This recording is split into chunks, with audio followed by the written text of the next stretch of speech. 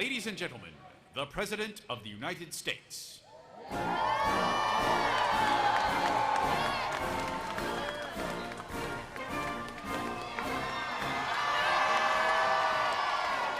Hello, everybody. Hello, Fort Lee. Well, it is wonderful to see all of you. Thank you. Thank you. I want to thank your outstanding leadership team for welcoming me, including Major General Darrell Williams, Lieutenant General Wendy Masiello, Colonel Adam Butler, and Command Sergeant Major Nathaniel Barty.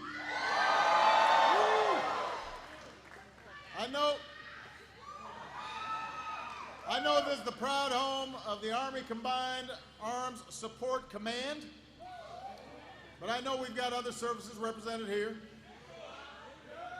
Navy, Marines, Air Force. We've got our outstanding DoD civilians in the house.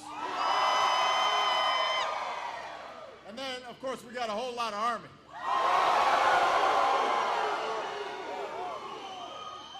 Now, I'm not here to give a big speech.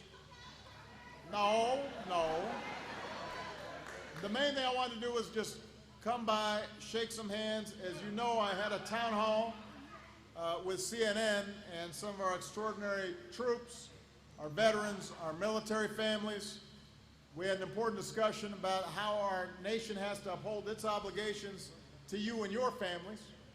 You serve us with such distinction every single day. I want to make sure we're doing right by you. And so you can watch it tonight on CNN, or you can watch whatever else is on. But you guys showed extraordinary hospitality and made our visit a success, so I just want to say thank you. You know, here at this post, you are part of a tradition of service that stretches back nearly 100 years. Doughboys marched off to World War I from this facility. You trained our soldiers for World War II, Korea, Vietnam, every conflict since. So as you prepare to celebrate your centennial next year, I'm just going to jump the gun and go ahead and say, Fort Lee, happy 100th birthday. And there's also a chance for me to pay tribute to the vital work that you're doing every single day. You know, you don't always get the glory, but the fact is, America's Army and America's military could not project around the world, would not be the very best in the world if it were not for the best sustainment personnel in the world. You know, there's an old saying, amateurs talk about tactics, professionals talk about logistics. So today we salute all the logistics personnel. You make sure our troops get what they need, the right amount, in the right place, at the right time. We salute our transportation corps, keeping our supply lines open, and at times risking your lives doing it. We salute the folks who handle the ordnance. A line of work where you need some steady hands. Don't drop nothing. We salute all the quartermasters, including our Army cooks. I know sometimes military food gets a bad rap, but here at Fort Lee, the cooks train to be world class. Some are so good, like Army Staff Sergeant Justin Gonzalez, Navy Master Chief Derek Davenport, that we made them part of the Presidential Food Service. And you know we got good food in the White House. And that's because we got outstanding talent that's been trained here. And this brings me to the main message I want to deliver. I've now served as your president for almost 8 years. And it gets me and Michelle reflecting on some of the unforgettable moments that we've experienced.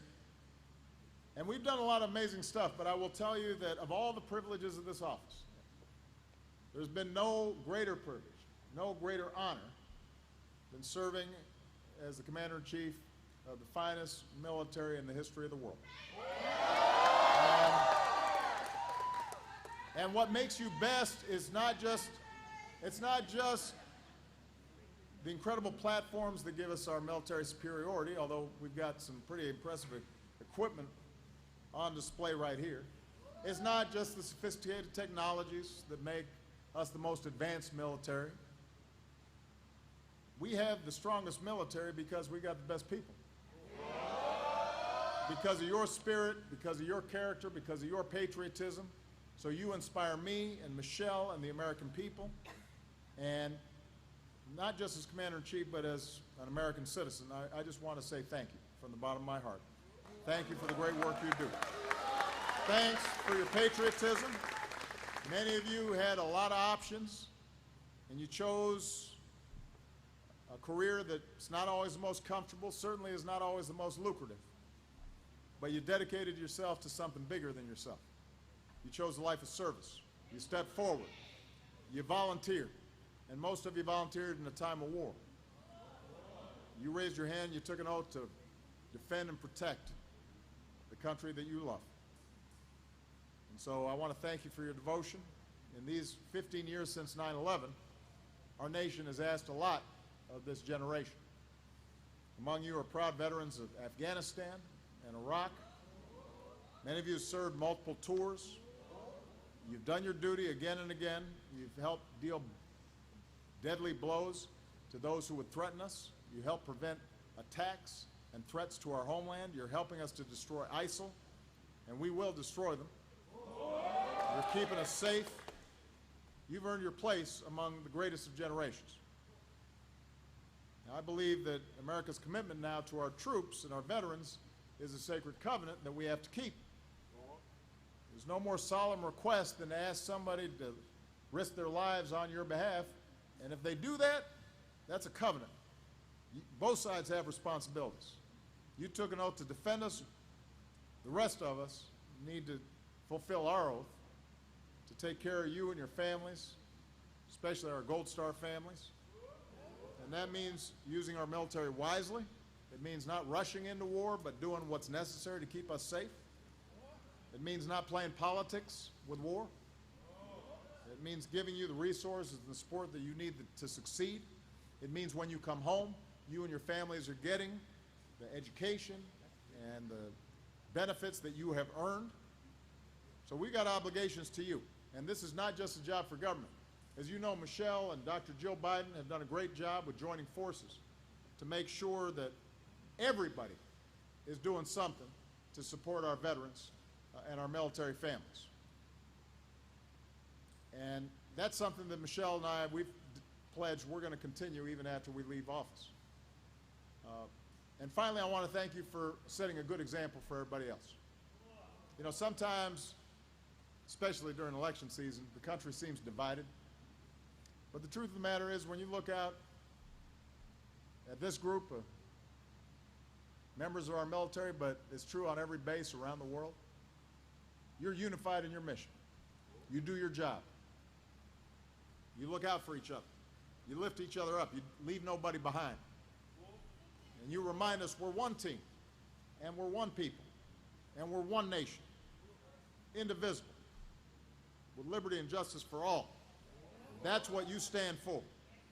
So thank you for your sacrifice, but also thank you for reminding the rest of the country what patriotism really means. God bless you. God bless the United States of America. Thank you.